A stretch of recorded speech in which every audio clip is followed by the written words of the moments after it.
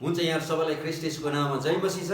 आउनुहोस्, आज हामी फेरि पनि प्रकाशको पुस्तक 19 अध्यायको हामी दोस्रो भागमा हामी प्रवेश गर्नेछौँ र हामी 10 पदबाट हामी सुरु गर्नेछौँ। यहाँ यसरी लेखिएको छ 10 पदमा, अनि तिनलाई दण्डवत गर्न म तिनको पाउमा घोप्टो परे, तर तिनले मलाई भने, तिमीले मलाई यसो गर्नु हुँदैन। म यीशुको गवाई कायम राख्ने तिम्रा भाइहरूको र तिम्रो सङ्गी दास मात्र हुँ। परमेश्वरलाई दण्डवत गर, किनकि यीशुको गवाही अगमबानीको आत्मा हो। 10 पदमा यहाँनिर यूहन्नाले थोमाको विवाहको भोजको प्रकाश पाए पश्चात तिनी यति साह्रो प्रभावित भएको छ, जसको कारणले गर्दाखेरि जुन यूहन्नालाई जुन स्वर्गदूतले जुन प्रकाश दिएको थियो अथवा जुन सन्देश दिएको थियो, त्यो सन्देश दिनेलाई यूहन्ना चाहिँ घोप्टो परेर दण्डवत गर्नका निम्ति यहाँनिर चाहिँ घोप्टो परेको घटना हामी यहाँनिर पढ्न पाउँछौँ। तर त्यो स्वर्गदूतले तिनलाई तुरुन्तै हपारेको छ, तिमीले यसो गर्नु हुँदैन भन्ने कुराहरू। यसबाट हामीले के पाठ सिक्नुपर्छ भन्दाखेरि चाहिँ सन्देश दिने जतिसुकै प्रभावकारी भए तापनि, जतिसुकै सिपालु भए तापनि, जतिसुकै निपुणकारी भए तापनि हामीले कुनै कुनै मूल्यमा ती व्यक्तिहरूको हामीले आराधना गर्नु हुँदैन। अहिले 21औं शताब्दीमा हामीले जुन किसिमको एउटा ट्रेन्ड देखिरहेका छौँ र त्यो ट्रेन्डमा चाहिँ विशेष पवित्र परमेश्वरको दासहरूले जतिजनाले पवित्र परमेश्वरबाट जुन सन्देशहरू लिएर आएको छ, मानिसहरूले चाहिँ पवित्र परमेश्वरलाई भन्दा पनि त्यो सन्देशवाहकहरूलाई जुन किसिमको आदर र इज्जत दिइरहेको छ, जसको कारणले गर्दाखेरि चाहिँ पवित्र परमेश्वरको वचनमा एकदमै ठुलो ठेस परिरहेको छ। हामी एउटा पद पढाउँदा पहिलो कोरिन्थी 1 अध्यायको 25 पदमा, किनभने परमेश्वरको मूर्खता मानिसहरूको बुद्धिभन्दा श्रेष्ठ छ र परमेश्वरको दुर्बलता मानिसहरूको बलभन्दा शक्तिशाली छ। त्यहाँनिर एकदमै स्पष्ट रूपले बताएको छ, the foolishness of God is wiser than men. हेर्नुहोस् त, मानिसको मूर्खता चाहिँ, हेर्नुहोस् त, अथवा परमेश्वरको मूर्खता चाहिँ मानिसको बुद्धिभन्दा पनि अत्यन्तै उत्तम छ भन्ने कुरोहरू बताएको छ। र परमेश्वरको कमजोरी चाहिँ है मानिसको शक्ति भन्दा पनि एकदमै बलियो छ भन्ने कुरो बताएको छ। यसकारण जुन सन्देशवाहकले जुन पवित्र परमेश्वरको सन्देश लिएर आउँछ, हामीले चाहिँ त्यो सन्देश दिने व्यक्तिलाई चाहिँ भन्दा पनि सन्देश कहाँबाट आएको छ उहाँलाई चाहिँ हामीले महिमा दिनुपर्छ भन्ने कुरो चाहिँ यसले हामीलाई सिकाएको छ। यसकारण सन्देश दिनेहरू त केवल उहाँका औजारहरू मात्र हुन्। हामी अर्को पनि पद पढाउँदा पहिलो कोरिन्थी 3 अध्यायको 4 देखि 7 पदसम्म त्यहाँनिर चाहिँ पावलले स्पष्ट रूपले अपोलोस के हो, पावल के हो भन्ने कुरो चाहिँ त्यहाँनिर स्पष्ट पारिदिएको छ। हामी पढाउँदा, किनकि एउटाले पावलको र अर्काले म चाहिँ अपोलोसको भन्छ भने संसारिक मानिस जस्तो भएनौ र? अपोलोस के हो, पावल के हो? प्रभुले हरेकलाई खटाउनु भए अनुसार सेवकहरू मात्र हुन्। हुन्छ, हामी त्यति मात्रै पढौँ अहिले। त्यहाँनिर एकदमै स्पष्ट रूपले बताएको छ कि हामी चाहिँ केवल पवित्र परमेश्वरको सुसमाचार प्रचार गर्ने अर्थात् पवित्र परमेश्वरको वचन बिउ छर्ने हामी सेवकहरू मात्र हुन्।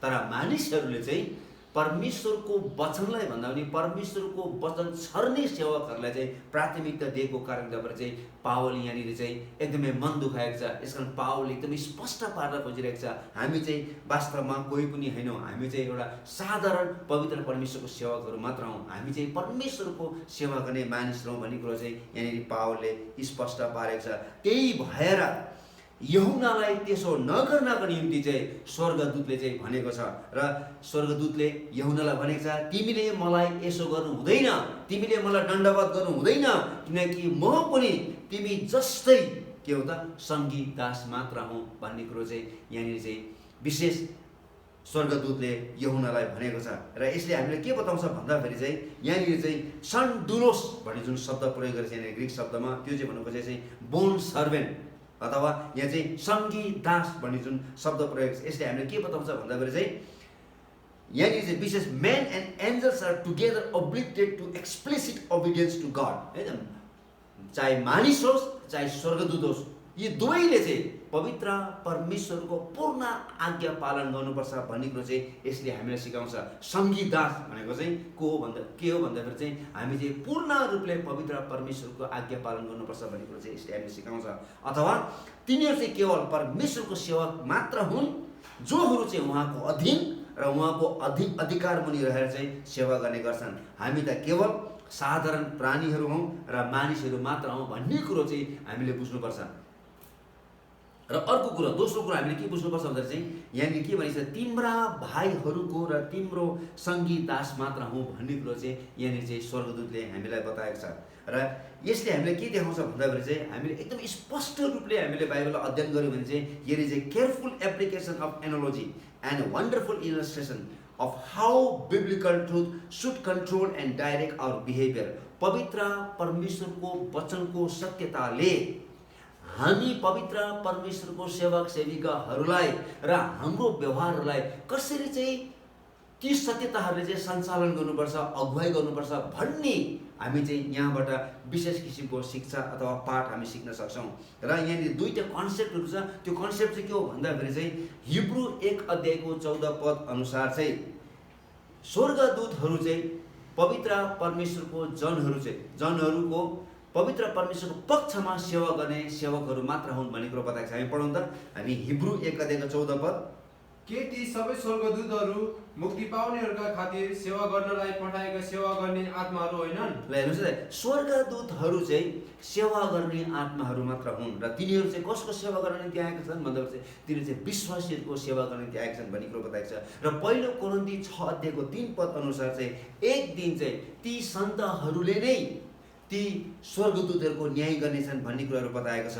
र यहाँनिर हामीले के बुझ्नु पर्यो भन्दाखेरि चाहिँ दुष्ट शैतान त्यसको आफ्नो अहङ्कारको कारणले गर्दाखेरि त्यो व्यक्तिको उत्तरदायित्व के थियो भन्ने कुरो चाहिँ उसले बिर्सेको थियो, जसको कारणले गर्दाखेरि चाहिँ उनी चाहिँ पूर्ण रूपले पतन भएको छ। यसै कारण चाहिँ पहिलो तिमोथी 3:6 पावलले तिमोथीलाई लेख्दाखेरि हेर तिमीले आफ्नो ठाउँमा तिमीले अगुवाहरू नियुक्त गर्दाखेरि एल्डरहरू नियुक्त गर्दाखेरि चाहिँ तिमीले विशेष नयाँ विश्वासीलाई भर्खरै प्रभु यीशुलाई विश्वास गरेका मानिसहरूलाई चाहिँ तिमीले नियुक्त नगर्नु है, किनभने तिनीहरू चाहिँ के हुन सक्छ त, तिनीहरू चाहिँ घमण्डले फुल्न सक्छ भन्ने कुरो बताएको छ। किनभने लुसिफरले पनि उसलाई जुन जिम्मेवारीको साथमा जुन सुन्दरतामा पवित्र परमेश्वरले सृष्टि गर्नुभएको थियो उसले त्यो आफ्नो जिम्मेवारी र आफ्नो सुन्दरतालाई बिर्सेर चाहिँ उनी चाहिँ एकदमै घमण्डले फुलिएको कारणले गर्दा चाहिँ लुसिफर चाहिँ शैतान हुन आएको छ, त्यो चाहिँ पूर्ण रूपले पतन भएको छ। र तेस्रो कुरा यहाँनिर चाहिँ स्वर्गदूतले हामीले के भनेको छ भन्दाखेरि चाहिँ हामी चाहिँ यीशुको गवाहीहरू मात्र हौँ भन्ने कुरो बताएको छ, टेस्टमनी अफ जिजस क्राइस्ट भन्ने कुराहरू। यसले हामीलाई यही जनाउँछ कि विश्वासीहरू र असल स्वर्गदूतहरू चाहिँ प्रभु यीशु ख्रीष्टका गवाहीहरू मात्र हुन्। हामीले यो बुझ्नु पर्दछ कि यदि हामीले सन्देशवाहकलाई प्राथमिकता दियौँ भनेदेखि चाहिँ तिनीहरूले जुन सन्देश हाम्रो बिचमा प्रचार गरेको छ त्यो सन्देश चाहिँ एकदमै ठुलो हानि हुन सक्छ, त्यो सन्देशमा चाहिँ ठुलो ठेस पुग्न सक्छ है। यसकारण किनकि हामी त केवल सन्देशवाहक मात्र हौँ, तर हामीले चाहिँ सन्देश त परमेश्वरबाट आउँदछ। हामीले जुन सन्देशहरू मानिसलाई प्रचार गरेको छौँ, मैले तपाईँलाई जुन वचन मैले प्रचार गरेको छु, म त एउटा के हो, एउटा साधारण पवित्र परमेश्वरको सेवक मात्र हुँ र मैले जे कुरो पवित्र परमेश्वरको वचनलाई सिकेको छु ती कुराहरू मात्रै मैले तपाईँलाई सिकाएको छु। र म को होइन, म त एउटा असाधारण मानिस होइन, म एउटा साधारण मानिस मात्र। र मैले जुन सन्देश बाँड्दैछु यो मेरो व्यक्तिगत सन्देश होइन, यो सन्देश चाहिँ पवित्र परमेश्वरको सन्देश हो। यसकारण हामीले मानिसलाई भन्दा पनि हामीले सन्देशवाहकहरूलाई भन्दा पनि चाहिँ सन्देश दिने पवित्र परमेश्वरलाई चाहिँ पहिलो प्राथमिकता दिनुपर्छ, उहाँलाई नै आदर र इज्जत दिनुपर्छ भन्ने कुरो चाहिँ यी कुराहरूले हामीलाई सिकाएको छ। चौथो कुरो चाहिँ होइन, स्वर्गदूतले हामीलाई के भनेको छ भन्दाखेरि चाहिँ है, स्वर्गदूतले भनेको छ है, परमेश्वरलाई दण्डवत गर, मलाई होइन, परमेश्वरलाई दण्डवत गर। यहाँनिर चाहिँ यदि हामीले ग्रिक भाषामा हामीले यसको ओरिजिनल ट्रान्सलेसन हामीले पढ्यौँ भनेदेखि चाहिँ यहाँनिर चाहिँ स्वर्गदूतले यूहन्नालाई के भनिरहेको छ हेर्नुहोस् है त, तिमीले मलाई दण्डवत गरेको कारणले गर्दाखेरि चाहिँ हेरे यो चाहिँ त्यसो नगर्नुपर्ने थियो, तर अब चाहिँ तिमीले के गर्नुपर्छ भन्दाखेरि चाहिँ ढिलो नगरी अहिले नै उहाँलाई चाहिँ दण्डवत गर है भन्ने कुरो बताएको छ। ढिलो नगर है, तिमीले गलत गर्यौ मलाई दण्डवत गर, तर मलाई होइन उहाँलाई चाहिँ दण्डवत गर, परमेश्वरले दण्डवत। अब ढिलो नगरिकन चाहिँ तिमीले के गर त, पवित्र परमेश्वरको दण्डवत गर भन्ने कुरो बताएको छ। यसले यही जनाउँछ कि केवल परमेश्वर मात्र चाहिँ आराधनाको योग्यको हुनुहुन्छ भन्ने कुरो बताएको छ। र यसकारण जुन ग्रिक भाषामा त्यहाँनिर प्रयोग छ त्यो चाहिँ एउटा अर्जेन्सी, यो चाहिँ एकदमै अर्जेन्ट छ, तिमीले मलाई होइन उहाँलाई आराधना गर्नुपर्छ भन्ने एउटा अर्जेन्ट छ, तिमी तुरुन्तै उहाँलाई के गरिहाल त, ढिलो नगरिकन उहाँलाई दण्डवत गर भन्ने कुरो चाहिँ स्वर्गदूतले यूहन्नालाई यहाँनिर बताएको छ। र यदि हाम्रो ध्यान सन्देशवाहकपट्टि गयो भनेदेखि चाहिँ परमेश्वरको आराधनामा ठुलो बाधा पुग्छ। है, जुन कुरा हामी पहिलो कोरिन्थी 4 अध्यायको 6 र 7 पदमा पावलले त्यहाँनिर फेरि पनि व्याख्या गरेको कुराहरू हामी भेटाउँछौँ। पाँचौँ कुरो हामी यहाँनिर के हामी यो 10 पद हामी के भेटाउँछौँ भन्दा किनकि यीशुको गवाही अगमबानीको आत्मा हो भन्ने कुरो बताएको छ। र यहाँनिर चाहिँ किनकि भन्ने जुन शब्द छ त्यो किनकि शब्द चाहिँ एकदमै महत्त्वपूर्ण छ। र यो अगमबानीको उद्देश्य चाहिँ यही हो कि सबै अगमबानीले ख्रीष्ट यीशुको गवाही दिनुपर्दछ र उहाँको महिमा हुनुपर्छ। यहाँ जति पनि अगमबानीको कुराहरू छ बाइबलमा ती सबै अगमबानीहरूले चाहिँ यीशु ख्रीष्टलाई नै सङ्केत गरेको थियो र यो यीशु ख्रीष्टको बारेमा नै गवाही दिनुपर्दछ र उहाँलाई नै महिमा दिनुपर्दछ। र अगमबानी परमेश्वरको एउटा योजना हो जो ख्रीष्ट यीशुको व्यक्ति र काममा पुरा भएको छ र जो ख्रीष्टको पहिलो आगमन र दोस्रो आगमनमा है यहाँ चाहिँ दुष्टताको पूर्ण त्यसको चाहिँ समाधान गर्नको निम्ति यो चाहिँ अगमबानीहरू बोलेको कुराहरू हामी भेटाउँछौँ। र सबै धर्मशास्त्रले यीशु ख्रीष्ट मानिस भएर आउनुभन्दा अघि र उहाँ चाहिँ मानिस भएर आइसके पश्चात र उहाँको सेवाकाई, उहाँको मृत्यु, उहाँको पुनरुत्थान, उहाँको स्वर्गरण र दोस्रो आगमनको बारेमा नै सङ्केत गरेको छ। धर्मशास्त्रमा जति पनि अगमबानीहरू बोलिएको छ यी सबै चाहिँ यीशु ख्रीष्टलाई नै अङ्कित गरेर चाहिँ सङ्केत गरेको कुराहरू हामी भेटाउँछौँ। उहाँ आउनुभन्दा अगाडि है उहाँको आदिको अवस्था कस्तो थियो र त्यसपछि उहाँ आइसक्नु भएपछि उहाँले गर्नुभएको सम्पूर्ण सेवाकाईको बारेमा, उहाँको मृत्युको बारेमा, पुनरुत्थानको बारेमा, स्वर्गरणको बारेमा, उहाँ फेरि दोस्रोचोटि आउनुहुन्छ, यी सबै कुराहरूमा चाहिँ के गरेको छ त ती अगमबानी कुराहरू चाहिँ त्यसमा नै सीमित छ अथवा त्यसमा नै सङ्केत गरिएको छ भन्ने कुरो बताएको छ। हामी लुकाको सुसमाचार 24 अध्यायको 25 देखि लिएर 27 पदमा हामी भनौँ त यहाँनिर प्रभु यीशु ख्रीष्टले इमाउसको बाटोमा ख्रीष्ट यीशुको पुनरुत्थान पछि ती दुईजना चेलाहरूलाई अगमबानीको बारेमा तिनीहरूलाई स्पष्ट पार्दै हुनुहुन्छ। उहाँले तिनीहरूलाई भन्नुभयो ए अबुझ मानिस हो तिमीहरूको हृदय यति सुस्त भएको छ कि अगमवक्ताहरूले भनेका कुराहरू विश्वास गर्दैनौ कि ख्रीष्टका यी कष्टहरू भोग्नु र आफ्नो महिमामा प्रवेश गर्न आवश्यक थिएन। तब मूसा र सबै अगमवक्ताहरूबाट सुरु गरेर उहाँले धर्मशास्त्रमा आफ्नो विषयमा लेखिएका कुराहरूको अर्थ तिनीहरूलाई खोलिदिनु भयो। ल हेर्नुहोस् त एकदमै जति पनि मूसाको पुस्तकदेखि लिएर अगमवक्ताको पुस्तकसम्म जति पनि अगमबानीहरू बोलिएको छ ती चाहिँ यीशु ख्रीष्टको निम्ति नै बोलिएको हो भन्ने कुरोहरू चाहिँ हामीले यहाँबाट बुझ्नुपर्छ। यसको हामीले 10 पदमा हामीले 5वटा कुराहरूलाई हामीले अध्ययन गरेका छौँ र त्यस पश्चात अब हामी 11 पददेखि लिएर हामी बाँकी पद हामी पढ्ने हामी प्रयास गर्नेछौँ र यहाँनिर विशेष 11 पददेखि लिएर 16 पदसम्म चाहिँ यीशु ख्रीष्टको दोस्रो आगमनको बारेमा यहाँनिर चाहिँ सूचना गरिएको कुराहरू हामी भेटाउँछौँ। हामी प्रकाशको पुस्तकको मुख्य भागमा आइपुगेको छौँ। हेर्नुहोस् त अब हामी एकदमै क्लाइमेक्समा आइपुगेका छौँ।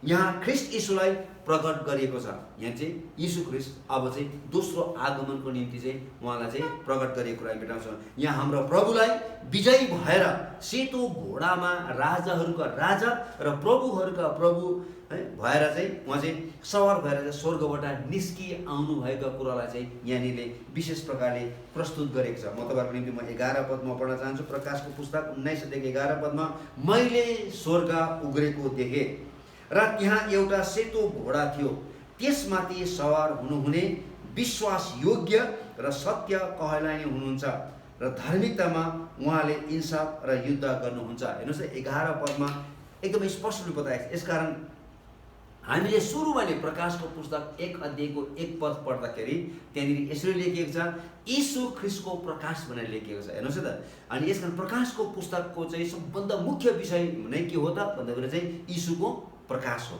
र हामीले 19 अध्यायको 10 पदमा हामीले अहिले भर्खरै पढेको थियौँ त्यो चाहिँ यीशुको गवाहीको अगमबानीको आत्मा हो भन्ने कुरा हामीले पढेको थियौँ र यी सबै कुराहरू चाहिँ 19 अध्यायको 11 पदको लागि एक परिचय हो। हेर्नुहोस् जति पनि हामीले प्रकाशको पुस्तक 1 अध्यायको 1 पददेखि लिएर हामीले पढ्दै आएको थियौँ र हामीले जसरी 19 अध्यायको 10 पदमा चाहिँ यीशु ख्रीष्टको गवाहीको अगमबानीको आत्मा हो भन्ने कुरो बताएको छ र यी सबै कुराहरू चाहिँ 11 पदलाई चाहिँ एउटा राम्रोसँगले एउटा परिचय दिएको छ। अब उहाँ चाहिँ अब आउन लाग्नु भएको छ। उहाँलाई चाहिँ अब विशेष प्रकारले प्रस्तुत गर्न लागि छ। यो पदमा यीशुको दोस्रो आगमनको लागि मञ्च तयार गरेको हामी देख्छौँ। 11 पदमा चाहिँ प्रभु यीशु ख्रीष्टको लागि चाहिँ the second coming of Jesus क्राइस्टको एउटा स्टेज, एउटा मञ्च तयार गरेको हामी देख्छौँ। र यो खण्डमा धर्मशास्त्रको मुख्य बिन्दु हामी पाउँदछौँ, जुन कुरा हामीले प्रकाशको पुस्तक 1 अध्यायको 7 पदमा र हामीले प्रेरितको पुस्तक 1 अध्यायको 11 पदमा, मत्ती 24 अध्यायको 27 पदमा उहाँ चाहिँ सबैले देख्ने गरी आउनुहुन्छ भन्ने कुरो, जुन कुराहरू यी पदहरूमा लेखिएको छ। अब यहाँ चाहिँ त्यो मुख्य बिन्दु, त्यो चाहिँ मुख्य आँकडा चाहिँ अथवा क्लाइमेक्स चाहिँ हामी चाहिँ यो 11 पदमा हामी विशेष रूपले हामी भेटाउँछौँ। र त्यो अर्को कुरो चाहिँ हामीले के विचार गर्नु भने त कन्ट्रास्ट चाहिँ के छ भन्दाखेरि सुसमाचारको पुस्तकहरूमा जब हामीले यीशु ख्रीष्टको बारेमा हामीले अध्ययन गर्छौँ, त्यहाँनिर चाहिँ एकदमै फरक दृष्टिकोणले हामीले यीशुको बारेमा हामीले अध्ययन गर्न सक्छौँ। तर हामी प्रकाशको पुस्तक जब हामी 19 अध्यायको 11 पदमा हामी आउँछौँ, यहाँ चाहिँ फरक दृष्टिकोणले यीशुको बारेमा हामी अध्ययन गर्न सक्छौँ। र विशेष हामी सुसमाचारको पुस्तकमा चाहिँ उहाँको पहिलो आगमनको बारेमा बताएको छ। र त्यहाँ चाहिँ उहाँ एकदमै नम्र हुनुभएको, त्यहाँ एकदमै नम्र व्यक्ति हुनुहुन्थ्यो र उहाँलाई मानिसले इन्कार गरेको छ, उहाँलाई मानिसले दुःख दिएको छ, मानिसले उहाँलाई मारेको छ र उहाँको फेरि पुनरुत्थान भएको छ, उहाँ स्वर्गरोहण हुनुभएको छ भन्ने कुराहरू चाहिँ उल्लेख गरेको छ। तर यहाँ 11 विशेष 19 अध्यायमा चाहिँ उहाँको दोस्रो आगमनको बारेमा बताएको छ। र उहाँ चाहिँ एक विजयी व्यक्ति, उहाँ महिमित व्यक्ति, उहाँ चाहिँ एकदमै सर्वभौम सत्ता भएको व्यक्ति, एकदम सोभरेन्टी गड, र उहाँ चाहिँ एकदमै प्रभुत्वको बारेमा, उहाँको एकदम विशेष डोमिनियनको बारेमा, प्रभुत्वको बारेमा चाहिँ विशेष प्रकारले उल्लेख गरेको कुराहरू भेटाउँछौँ।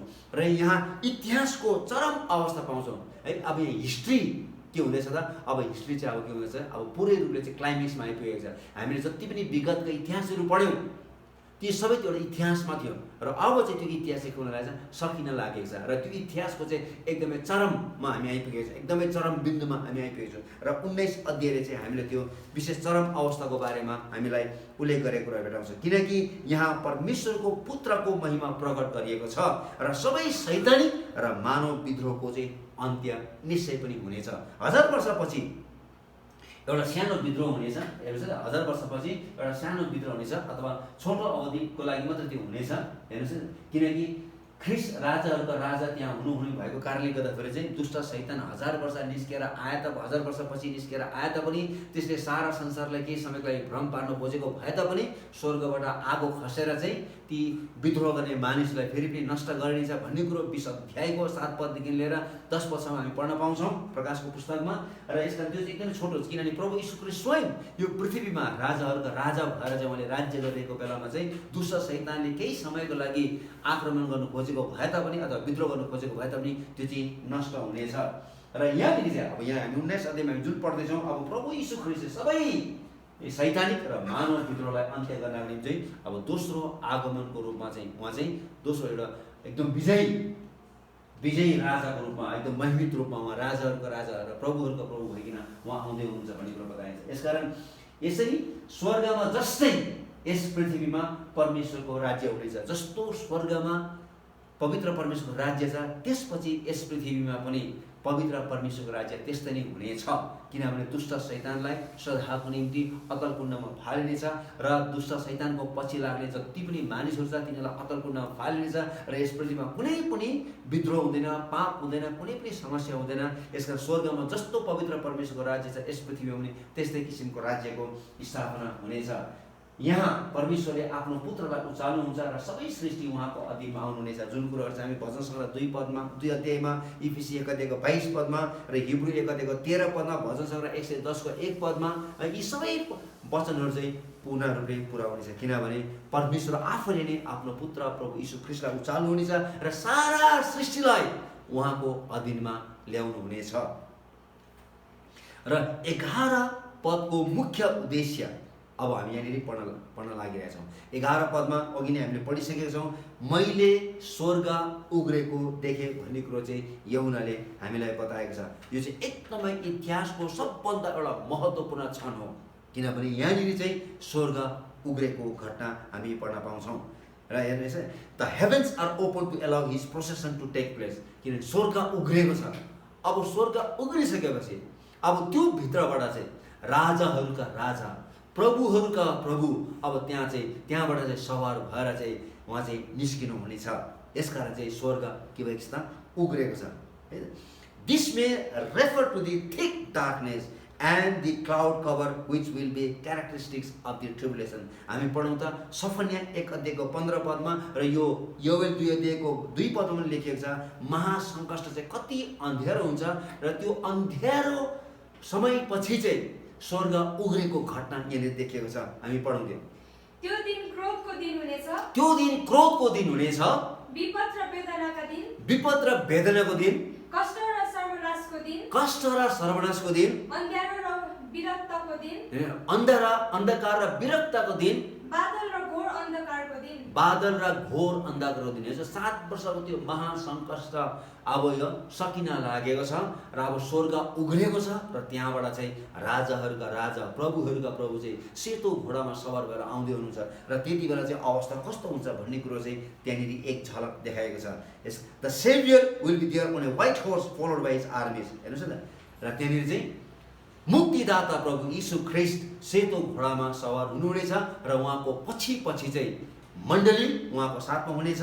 उहाँ स्वर्गीय सेना भन्ने कुरो बताएको छ र स्वर्गदूतहरू उहाँको पछि पछि आउनेछ, जुन कुरो चाहिँ दोस्रो थेसलोनी 1 अध्यायको 7 पदमा 10 पदमा उल्लेख गरेको छ र प्रकाश 19 अध्यायको 14 पदमा लेखेको छ।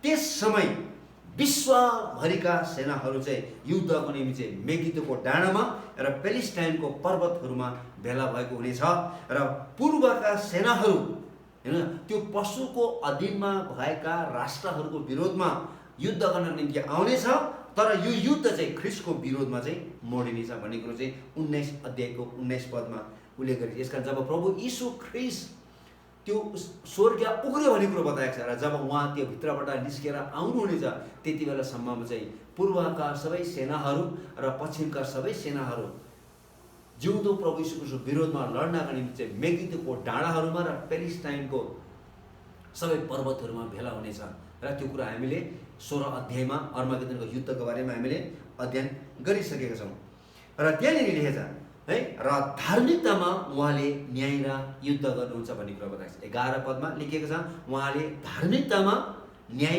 र युद्ध गर्नुहुन्छ भन्ने कुराहरू। यसकारण धार्मिकतामा भन्नाले चाहिँ उहाँको अघि कोही पनि टिक्न सक्दैन, किनकि उहाँले धार्मिकतामा न्याय गर्नुहुन्छ। यो पृथ्वीमा भएका बसोबास गर्ने मानिसहरू कोही पनि धार्मिक छैन। पवित्र परमेश्वरको जुन धार्मिकताको स्ट्यान्डर्ड छ त्यो स्ट्यान्डर्ड अनुसार चाहिँ तिनीहरू जिउन सकेको छैन, किनभने तिनीहरूले प्रभु यीशुलाई विश्वास गरेको छैन, जसको कारणले गर्दाखेरि चाहिँ तिनीहरू के हुनेछ त नष्ट हुनेछ। यसकारण उहाँले चाहिँ आफ्नो धार्मिकताको स्ट्यान्डर्ड अनुसार र हामी जतिजनाले प्रभु यीशुलाई हामीले विश्वास गरेका छौँ, पवित्र परमेश्वरले ख्रिस्ट यीशुमा त्यो धार्मिकता दिनुभएको कारणले गर्दा धार्मिकता ठहराउनु भएको कारणले हामीले त्यो स्ट्यान्डर्डलाई हामीले मेन्टेन गर्न सक्छौँ। तर जतिजनाले प्रभु यीशुलाई विश्वास गरेको छैन तिनीहरूले कुनै पनि मूल्यमा प्रभु यीशु ख्रिस्टको अथवा परमेश्वरको धार्मिकतालाई मेन्टेन गर्न सक्दैन। र त्यहाँ लेखेको छ उहाँले चाहिँ न्याय गर्नुहुन्छ र युद्ध गर्नुहुन्छ भन्नाले चाहिँ जब यो युद्ध सुरु हुनेछ, जब अर्मागेदोनको युद्ध सुरु हुनेछ, जबसम्म प्रभु यीशु ख्रिस्टको शत्रुहरू पुरै रूपले पराजय हुँदैन, जबसम्म तिनीहरू पुरै रूपले नष्ट हुँदैन, तबसम्म चाहिँ लगातार रूपले यो युद्ध चलि नै रहनेछ। र जुन कुरा हामीले अर्मागेदोनको युद्धको बारेमा हामीले 300 किलोमिटरसम्म चाहिँ ठुलो युद्ध हुनेछ भन्ने कुरोको बारेमा हामीले अध्ययन गरिसकेका छौँ। र हेर्नुहोस् है त पहिलो आगमन र दोस्रो आगमन प्रभु यीशु ख्रिस्टमा के फरक छ भन्ने कुरा। सबभन्दा पहिला चाहिँ यीशुको पहिलो आगमनमा उहाँ चाहिँ पूर्ण अनुग्रह र सत्यतामा है पापको न्याय गर्न होइन तर मानव जातिको पापको सजाय बोक्नका निम्ति उहाँ आउनुभएको थियो। तर यहाँ उहाँ चाहिँ न्याय गर्नका निम्ति आउँदै हुनुहुन्छ। पहिलो आगमनमा शैतानलाई क्रुसमा यीशु ख्रिस्टले जित्नुभयो र अब यो 19 अध्यायमा चाहिँ त्यो यथार्थलाई चाहिँ अब पुरा गर्नका निम्ति आउँदै हुनुहुन्छ। किन दुष्ट शैतान हारिसकेको एउटा शत्रु हो है, र पनि त्यसले के गरेको छ विद्रोह अझै पनि गरेको छ, त्यो हारिसकेको छ र पनि विद्रोह। अब त्यसलाई चाहिँ पूर्ण पतन गराउन निम्ति उहाँ चाहिँ आउँदै हुनुहुन्छ। हेर त्यहाँ एउटा सेतो घोडा भन्ने 11 पदमा लेखेको छ। हेर्नुहोस् है त, हेर त्यहाँ एउटा सेतो घोडा भन्ने चाहिँ 11 पदमा लेखेको छ। र स्वर्गका सेनाहरू यिनीहरू चाहिँ चर्च र स्वर्गदूतहरू हुन्। ती चाहिँ सेता घोडा, यिनीहरू पनि सेता घोडाहरू चाहिँ चढेर उहाँको पछि लाग्नेछ, जुन कुरो चाहिँ 14 पदमा लेखेको छ। र सेतो घोडामा सवार हुनुहुने र उहाँका सेनाहरू हेर्नुहोस् है, सवार हुनेहरूले प्राचीन रोमीहरूको एउटा विजयको दृश्यलाई चित्रण गरेको छ। यहाँ जुन किसिमले प्रभु यीशु ख्रिस्ट स्वर्गबाट चाहिँ सेतो घोडामा उहाँ अघि र उहाँको पछाडि चाहिँ स्वर्गीय सेनाहरू चर्च र स्वर्गदूतहरू सेतो वस्त्रमा उहाँको पछि पछि आउँदैछ। यो चाहिँ प्राचीन रोमी साम्राज्यमा को चाहिँ एउटा चाहिँ चित्रण गरेको छ, अथवा त्यहाँनिर चाहिँ त्यो किसिमको एउटा चित्रण गरेर चाहिँ यहाँनिर चाहिँ यहाँ चाहिँ विशेष किसिमले देखाएको छ। र हामी यहाँनिर के बुझ्नु पर्यो भन्दाखेरि चाहिँ रोमीहरूको हेर्नुहोस् है, रोमीहरूले चाहिँ जब कुनै पनि कप्तानले आफ्नो ट्रुप्सहरूलाई अथवा आफ्नो सेनाहरूलाई कुनै पनि ठाउँमा युद्ध गर्न निम्ति जानेछ र त्यहाँबाट विजयी भएर आइसकेपछि हेर्नुहोस् है त, त्यहाँ त्यो ठाउँका तिनीहरूले सबै सामानहरूदेखि लिएर धन सम्पत्तिदेखि लिएर त्यहाँ कैद गरेर सबै मानिसहरू लिएर आउने गरेको थियो रोममा। र रोममा चाहिँ एउटा विशेष किसिमको त्यहाँनिर चाहिँ तिनीहरूलाई एउटा सम्मानको रूपमा चाहिँ सबै त्यहाँका रोमका सहरका मानिसहरू चाहिँ भेला एउटा ठुलो रङ्गशालामा भेला भएर चाहिँ त्यो कप्तानलाई र त्यो कप्तानसँग जति पनि सिपाहीहरू गएको थियो तिनीहरूको ठुलो सम्मानको निम्ति चाहिँ एउटा विशेष किसिमको कार्यक्रम राख्ने गर्थ्यो।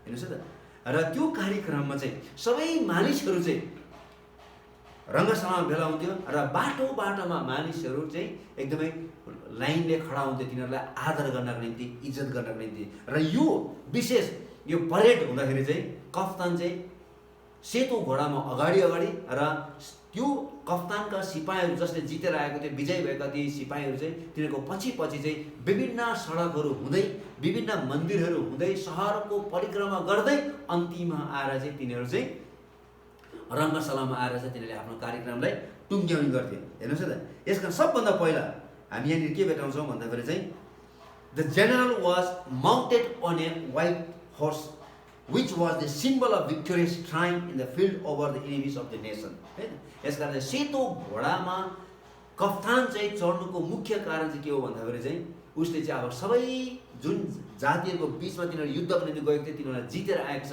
भन्ने एउटा चिन्हको रूपमा चाहिँ रोमीहरूले त्यसरी विश्वास गर्ने गर्थ्यो। यसमा सबभन्दा पहिला चाहिँ के गर्ने गर्थ्यो भन्दाखेरि चाहिँ तिनीहरूले जति पनि माल सामानहरू त्यो देशबाट तिनीहरूले चाहिँ लुटेर लिएर आएको छ, ती लुटका मालहरू चाहिँ सबभन्दा पहिला चाहिँ त्यो जेनरल अथवा त्यो कप्तान र त्यो सिपाहीहरू र तिनीहरूको साथीहरूको बिचमा चाहिँ पहिलो कुरो चाहिँ बाँड्ने गर्थे। हेर्नु, सबभन्दा पहिलो कुरो चाहिँ लुटका सामान चाहिँ बाँड्ने गर्थे।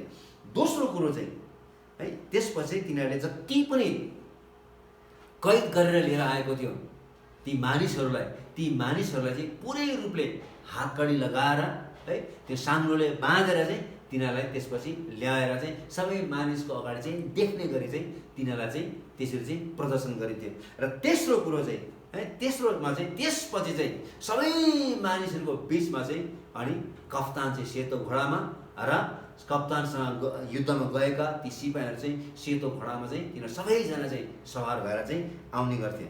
हेर्नुहोस् न, followed by his family, friends and his army. हेर्नुहोस् न, कप्तानको परिवार, उसको साथीहरू र ती सिपाहीहरू चाहिँ सँगसँगै एउटा ठुलो सम्मानको रूपमा त्यसरी आउने गर्थ्यो। र आइसके पश्चात चाहिँ त्यसपछि त्यो ठुलो रङ्गशालामा नै त्यो सिपाहीहरूले अथवा त्यो कप्तानले चाहिँ जति पनि तिनीहरूले कैद गरेर लिएर आएको छ तिनीहरूलाई चाहिँ सबै मानिसहरू अगाडि चाहिँ तिनीहरूलाई चाहिँ पूर्ण रूपले मार्ने चलन थियो।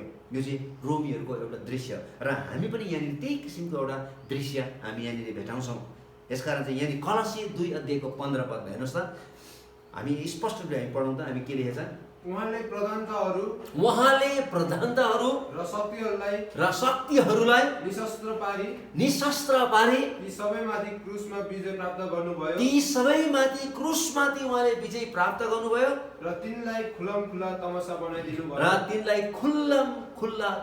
बनाइदिनु भयो। हेर्नुहोस् न, यहाँनिर जसरी रोमी जेनरल ले जितेर आइसकेपछि सबै मानिसको अगाडि ती कैद गरेर लिएर आएकालाई खुल्ला तमासा पार्थ्यो, त्यस्तै प्रकारले प्रभु यीशु ख्रीष्टले चाहिँ दुष्ट शैतानलाई क्रुसमा जितेर चाहिँ त्यसलाई चाहिँ खुल्ला तमासा बनाइदिनु भएको छ भन्ने कुरो यहाँनिर बताएको छ। यसकारण चाहिँ अर्को कुरा इफिसी 4:7 र 8 पढाउँदा त्यसपछि के भनेको छ, तर ख्रीष्टको वरदानको नाप अनुसार हामी हरेकलाई अनुग्रह दिएको छ। यसकारण यसो भनिएको छ, उहाँ उच्चमा चढी जानुहुँदा कैदलाई बन्दी बनाएर लानुभयो र मानिसहरूलाई वरदान दिनुभयो। ल हेर्नुहोस् न, त्यहाँनिर एकदम स्पष्ट बताएको छ है। त्यहाँनिर चाहिँ फेरि पनि जसरी त्यहाँनिर लुटको माल रोमीहरूले बाँड्ने गर्थ्यो, त्यो कैद गरेर त्यहाँनिर लुटेर ल्याएको मालेर बाँड्ने गरे त्यस्तै प्रकारले यहाँनिर जब प्रभु यीशु ख्रिस्ट उहाँ चढिजानु भयो, उहाँले मानिसहरूलाई विभिन्न किसिमको वरदानहरू दिनुभयो भन्ने कुराहरू बताएको कुराहरू भेटाउँछौँ है। Spirit Christ giving gifts to man as spoils of war following the victory over the है सैटानिक होस्ट।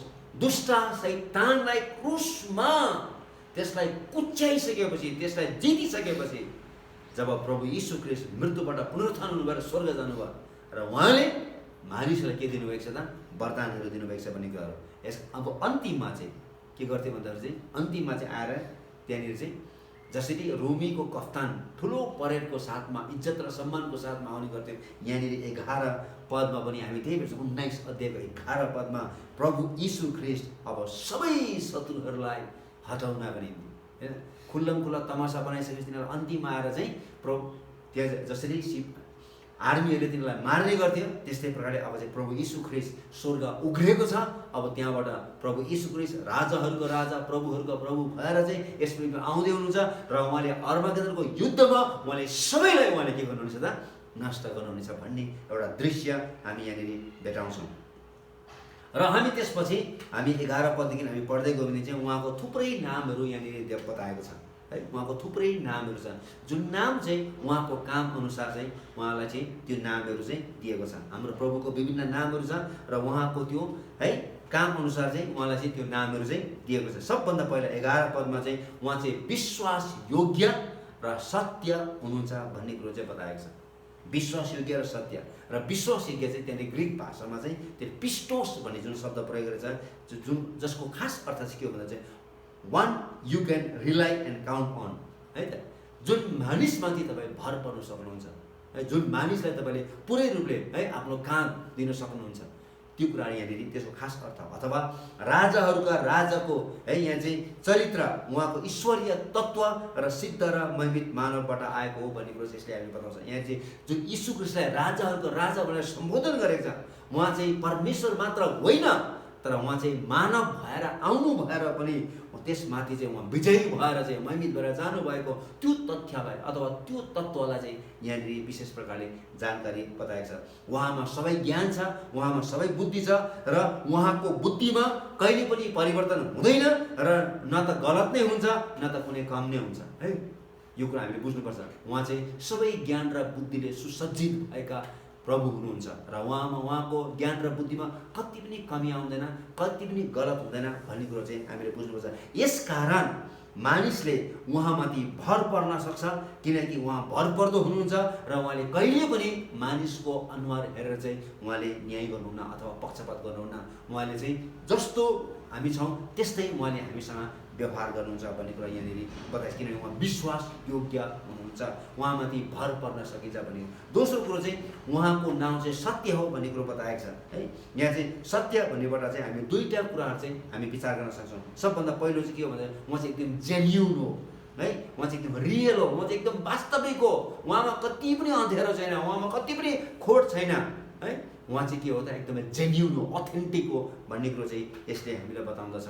र इतिहासमा हेर्ने हो भने जति पनि यस पृथ्वीमा नेताहरू आए, ठुला ठुला अगुवाहरू आए, नेताहरू आए है र तिनीहरूले मानिसहरूले विभिन्न किसिमको आश्वासनहरू देखाए, विभिन्न किसिमका प्रतिज्ञाहरू दिए र अहिले पनि है संसारमा हेर्नुहोस् त राजनीतिक नेताहरू आएको छ है, विभिन्न मानिसहरूलाई आश्वासन दिएर मानिसहरूलाई विभिन्न किसिमका प्रतिज्ञाहरू गरेर उनीहरूले भोटहरू जितेर चाहिँ उनीहरू नेताहरू भएका छन् तर उनीहरूले आफ्नो प्रतिज्ञाहरू पुरा गर्न सकेको छैन है।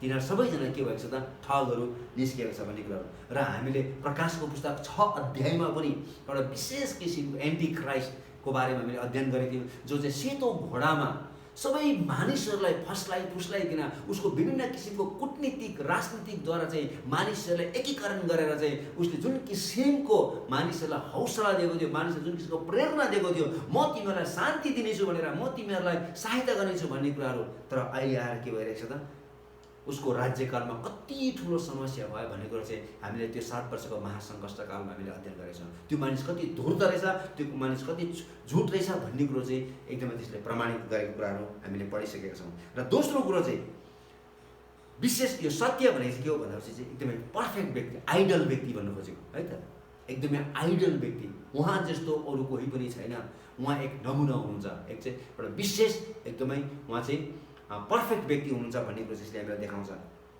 किनभने यो संसारमा जहिले पनि मानिसहरूले चाहिँ एउटा पर्फेक्ट नेताको बाटो हेरिरहेको थियो र मानिसहरूले यस्ता व्यक्तिले हेरेको छ जो मानिससँग शक्ति छ, जो मानिससँग ज्ञान छ, बुद्धि छ, जो मानिसले प्रेमले अनुग्रहले राज्य गर्छ, जो मान्छेले चाहिँ पवित्रताले राज्य गर्छ भन्ने कुराहरू है मानिसले हेरिरहेको थियो र कतिपय राष्ट्रहरूले पनि असल नेताहरू नजन्माएको होइन, धेरै राष्ट्रहरूले असल नेताहरू जन्माए, तर ती असल नेताहरू चाहिँ धेरै टिक्न सकेनन्। किनकि तिनीहरूको कि त चाँडै नै मृत्यु भएको हुनुपर्छ, कि त तिनीहरूलाई मारिएको हुनुपर्छ, कि त त्योभन्दा कमजोर उनको सट्टामा चाहिँ है षड्यन्त्र गरेर चाहिँ नियुक्त गरेको हुनुपर्छ। जुन कुरो हामीले यसको कथा हामीले दोस्रो राजा 18 अध्यायको 3 देखि लिएर 6 पदसम्म, 21 अध्यायको 1 र 2 पदमा र यसाया 6 अध्यायको 1 पददेखि पनि हामी पढ्न सक्छौँ। त्यहाँनिर पनि है असल राजालाई हटाएको छ। हेर्नुहोस् त, यो पृथ्वीमा जति पनि असल नेताहरू आएको छ तिनीहरूलाई चाँडै भन्दा पनि चाँडै तिनीहरूलाई हटाइदिएको छ। किनभने मानिसहरूले चाहिँ असल राजालाई हेर्न चाहँदैनन्। र यहाँनिर चाहिँ प्रभु यीशु ख्रीष्ट चाहिँ हामी एउटा सेतो घोडामा सवार हुनुहुने उहाँ चाहिँ अनन्तदेखि नै उहाँ चाहिँ को हुनुहुन्छ त, उहाँ चाहिँ आइडल अथवा लिडर हुनुहुन्छ। उहाँ चाहिँ एकदमै पर्फेक्ट लिडर हुनुभएको कारणले गर्दाखेरि उहाँ चाहिँ सिद्ध शासक हुनुहुन्छ भन्ने कुरो चाहिँ यहाँनिर बताएको छ। र 12 पदमा चाहिँ यस्तो नाम लेखिएको छ भन्ने कुरो बताएको छ। म तपाईँलाई 12 पदमा पढ्न चाहन्छु। यहाँनिर विशेष प्रकारले यसरी लेखिएको छ 12 पदमा, उहाँको आँखा आगोका ज्वाला जस्ता थिए र उहाँको शिरमा धेरै राजमुकुटहरू थिए। उहाँमा एउटा नाउँ अंकित थियो जो उहाँलाई बाहेक अरू कसैलाई पनि थाहा थिएन। है एउटा यस्तो नाम थियो जुन नामको एउटा विशेष किसिमको अर्थ छ है, र यो नाम चाहिँ अरू कसैलाई पनि थाहा छैन भन्ने कुरो बताएको छ। र 13 पदमा चाहिँ उहाँलाई चाहिँ लोगोस भनिएको छ अथवा परमेश्वरको वचन भनिएको छ। 13 पदमा उहाँको रगतले चोपालिएको पोसाक पहिरनु भएको थियो र उहाँको नाउँ परमेश्वरको वचन थियो।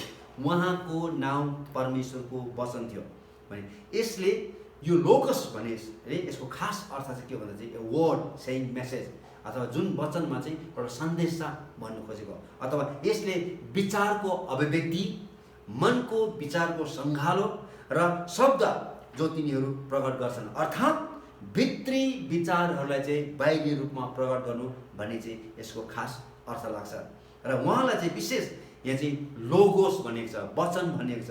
उहाँलाई लोगोस भनी सम्बोधन गर्नुभएको छ है। त्यहाँनिर चाहिँ विशेष आर्टिकल छ है, logos. The article is important to this title of the Lord Jesus Christ. किनभने प्रभु यीशु ख्रीष्टलाई वचन भनेर सम्बोधन गर्नु चाहिँ यसको चाहिँ त्यहाँनिर आर्टिकल पनि थपेको कारणले गर्दाखेरि चाहिँ है यो चाहिँ एकदमै महत्त्वपूर्ण छ।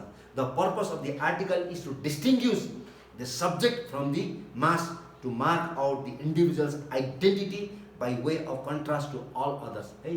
यो लोगसमा चाहिँ जुन आर्टिकल थपिएको छ त्यो आर्टिकलले चाहिँ यसले के देखाउँछ भन्दाखेरि चाहिँ प्रभु यीशु ख्रीष्ट चाहिँ अरू सबै भिडहरूभन्दा चाहिँ है उहाँको परिचय चाहिँ फरक छ है भन्ने कुरो देखाउनको निम्ति यहाँनिर चाहिँ द लोगोस है, the article, the definite article the logos भन्ने चाहिँ त्यहाँनिर चाहिँ शब्द प्रयोग गरेर द चाहिँ के हो त डेफिनेट आर्टिकल हो, त्यहाँनिर चाहिँ विशेष प्रकारले गरेछ। र कसको लोगोस हुनुहुन्छ भन्दाखेरि चाहिँ परमेश्वरको लोगोस है त, वान अफ गड भन्ने कुरा चाहिँ यसले हामीलाई बताउँदछ।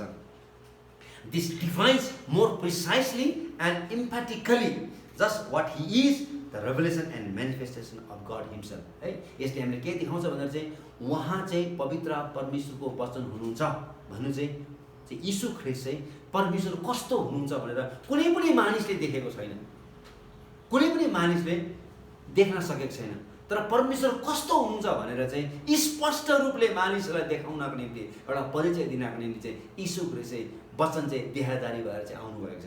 यसकारण चाहिँ उहाँलाई चाहिँ दि लोगोस भन्ने कुरो बताएको छ। यसमा यीशु ख्रीष्टलाई विश्वास गर्नेहरूलाई चाहिँ तिनीहरूले परमेश्वरलाई देख्छ। उहाँका चेलाहरू मध्येमा एकजनाले सोधेका थिए, प्रभु हामीले पिता देखाइदिनुहोस्। यीशुले त्यही भन्नु, जसले मलाई देखेको छ त्यसले पितालाई देखेको छ, किनभने पिता र म एक हुँ भन्ने कुरा हो। यसको यीशु ख्रीष्ट को हुनुहुन्छ भन्दाखेरि चाहिँ कम्प्लिट मेनिफेस्टेसन अफ गड, पवित्र परमेश्वरको पूर्ण को हुनुहुन्छ त उहाँ चाहिँ भन्दाखेरि चाहिँ उहाँ चाहिँ प्रकट गरिएको व्यक्ति हुनुहुन्छ भन्ने कुरा चाहिँ यहाँबाट हामी थाहा पाउँछ। Jesus Christ is the complete personal manifestation of God, not just a part of God's essence and plan but the whole है। पवित्र परमेश्वरको एक झलक मात्रै देख्ने होइन यीशु ख्रीष्टमा, तर यीशु ख्रीष्टलाई विश्वास गर्ने मानिसले पवित्र परमेश्वरलाई चाहिँ पूर्ण रूपले देख्न सक्छ, बुझ्न सक्छ, जान्न सक्छ भन्ने कुरा चाहिँ यसले हामीलाई बताउँछ। जुन कुरो चाहिँ हामी यूहन्ना सुसमाचार 1 अध्यायको 1 देखि लिएर 18 पदसम्म हामी पढ्दाखेरि चाहिँ स्पष्ट रूपले उहाँ आदिमा वचन हुनुहुन्थ्यो भन्ने कुरो बताएको छ। त्यसपछि 14 पदमा आएर भनेको छ उहाँ चाहिँ देहधारी हुनुभयो भन्ने कुरो बताएको छ र उहाँले प्रशस्त अनुग्रह लिएर आउनुभयो र सत्यतामा आउनुभयो भन्ने कुरो बताएको छ। र 18 पदमा चाहिँ उहाँलाई कसरी परमेश्वरलाई कसरी पनि देखेको छैन, तर उहाँको पुत्र यीशु ख्रीष्टले मात्र देखेको छ। यसकारण परमेश्वर कस्तो हुनुहुन्छ भन्ने कुरो चाहिँ स्पष्ट रूपले यीशु ख्रीष्टले मात्रै चाहिँ परिचय दिनका निम्ति चाहिँ आउनुभएको छ भन्ने कुरो हामी यहाँबाट थाहा पाउँछौँ। यसकारण पहिलो आगमनमा यीशु जो वचन हुनुहुन्थ्यो उहाँ चाहिँ देहधारी हुनुभयो र परमेश्वरको मुक्तिको योजना प्रकट गर्न निम्ति आउनुभएको छ। र उहाँ कसरी आउनुभयो? उहाँ प्रेम लिएर आउनुभयो, अनुग्रह लिएर आउनुभयो, शक्तिमा आउनुभयो र उहाँ सिद्ध पवित्रतामा आउनुभयो। तर यहाँनिर चाहिँ दोस्रो आगमनमा चाहिँ हेर्नुहोस् न, उहाँ परमेश्वरको क्रोध र न्यायको योजना पुरा गर्न निम्ति आउनुहुनेछ। पहिलो आगमनमा उहाँ चाहिँ एकदमै नम्र भएर आउनुभयो, प्रेमको साथमा आउनुभयो, अनुग्रह लिएर आउनुभयो, सत्य लिएर आउनुभयो। तर दोस्रो आगमनमा चाहिँ कि उहाँ चाहिँ कसरी आउनुहुनेछ भन्ने कुरो बताएको छ। उहाँ चाहिँ क्रोधको साथमा आउनुहुन्छ, उहाँ न्याय गर्न निम्ति आउनुहुनेछ भन्ने कुरो बताएको छ। यसकारण 13 पदमा एकदमै स्पष्ट लेखेको छ। यहाँ हेर्नुहोस् न, 13 पदमा हेर्नुहोस् न, उहाँले रगतमा चोपालिएको पोसाक पहिरिनु भएको छ। उहाँले रगतमा चोपालिएको पोसाक पहिरिनु भएको छ। यसले हामीलाई यही कुरो देखाउनु भएको छ, सिकाउँछ कि उहाँ चाहिँ निश्चय पनि मानिसको न्याय गर्न बडो क्रोधको साथमा आउनुहुन्छ। किनभने उहाँ पर्खिँदा पर्खिँदा पर्खिँदा पर्खिँदा हजारौँ वर्षसम्म पर्खिँदा पनि मानिसहरू उहाँमा फर्केको छैन। यसकारण चाहिँ उहाँ चाहिँ अब चाहिँ न्याय गर्न निम्ति निश्चय पनि आउनुहुनेछ भन्ने कुरो बताएको छ है। हामी एकचोटि हामी फेरि पढौँ त, उहाँ चाहिँ सुरुमा कसरी आउनुभएको थियो भन्ने कुराहरू यूहन्नाको सुसमाचार 1 अध्यायको 4 पद र 17 पदमा उहाँमा जीवन थियो। हेर्नुहोस् है, सुरुमा आउँदाखेरि चाहिँ उहाँमा जीवन थियो र त्यो जीवन मानिसहरूको ज्योति थियो। त्यो जीवन चाहिँ मानिसहरूको ज्योति थियो। किनभने व्यवस्था मूसाद्वारा दियो, किनभने व्यवस्था मूसाद्वारा दियो, अनुग्रह र सत्यता चाहिँ येशू ख्रीष्टद्वारा आए। ल हेर्नुहोस्, अनुग्रह र सत्यता चाहिँ यीशु ख्रीष्टबाट आए। उहाँ जब पहिलो आगमन आउनु भएको थियो उहाँले जीवन लिएर आउनु भएको थियो। तर जब अब त्यो जीवनलाई मानिसले इन्कार गरेको कारणले गर्दा चाहिँ अब उहाँ चाहिँ के गर्नुहुन्छ, के गर्नको निम्ति आउँदै हुनुहुन्छ भन्दा चाहिँ उहाँ चाहिँ अब न्याय गर्नको निम्ति आउँदै हुनुहुन्छ। हामी पढौँ त यूहन्नाको सुसमाचार 12 अध्यायको 46 देखि 48 पदसम्म। म संसारमा ज्योति भएर आएको छु। हेर्नुहोस् है, यीशु ख्रीष्टले स्पष्ट रूपले भन्नुभएको छ, म संसारमा ज्योति भएर आएको छु ताकि ममाथि विश्वास गर्ने अन्धकारमा नरहोस्। ताकि ममाथि विश्वास गर्ने कोही पनि अन्धकारमा हिँड्नु नगरोस्। कसैले मेरो बानी सुन्छ, कसैले मेरो बानी सुन्छ र ती पालन गर्दैन भने म त्यसको न्याय गर्दिन। हेर्नुहोस्, त्यति बेला यीशु ख्रीष्ट न्याय गर्न निम्ति आउनु भएको थिएन। अनि किनकि म संसारको न्याय गर्न आएको होइन। हेर्नुहोस् है, सुरुमा पहिलो आगमनमा चाहिँ प्रभु यीशु ख्रीष्ट संसारको न्याय गर्न निम्ति आउनु भएको होइन, तर संसारलाई बचाउन आएको हुँ। तर संसारलाई बचाउनको निम्ति आएको हुँ।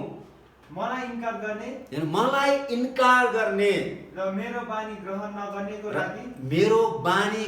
नगर्नेको लागि एउटा न्यायाधीश छन्। जो वचन मैले बोले त्यसैले अन्त्यको दिनमा त्यसको न्याय गर्नेछ। अब यहाँनिर चाहिँ त्यो न्यायाधीश उहाँ आफै नै, उहाँ सुरुमा आउँदाखेरि चाहिँ उहाँ चाहिँ न्याय गर्न निम्ति आउनु भएको होइन भनेर उहाँले भन्नुभएको छ। तर एक दिन आउनुहुनेछ, मैले बोलेको बानी अनुसार मानिसहरूले इन्कार गरेको कारणले उहाँले न्याय गर्नुहुन्छ र त्यो चाहिँ अन्तिमको दिनमा हुनेछ। यसकारण यहाँनिर चाहिँ प्रभु यीशु ख्रीष्ट चाहिँ मानिसलाई न्याय गर्न निम्ति आउँदै हुनुहुन्छ। र अब हामीले आज विशेष यहाँनिर हामीले जुन 19 अध्यायमा हामीले जे कुराहरू हामीले यहाँनिर विशेष 10 पदमा र 11 पदमा हामीले अध्ययन गरेका छौँ, यसलाई हामी अझै निरन्तरता हामी भोलिदेखि हामी दिनेछौँ। हुन्छ, परमेश्वर तपाईँहरू सबैलाई आशिष देखाउँ। जय मसीह।